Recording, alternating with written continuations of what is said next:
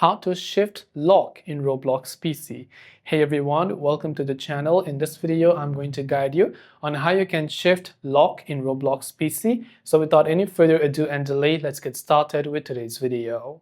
If you're trying to enable or disable shift lock on your PC, right, whenever you're playing Roblox, whether it is on Mac or Windows, your web browser or whatever else, it's fairly simple for us to do this. So what we have to do for this is actually, whilst you are within the game, just hit the escape key on your keyboard.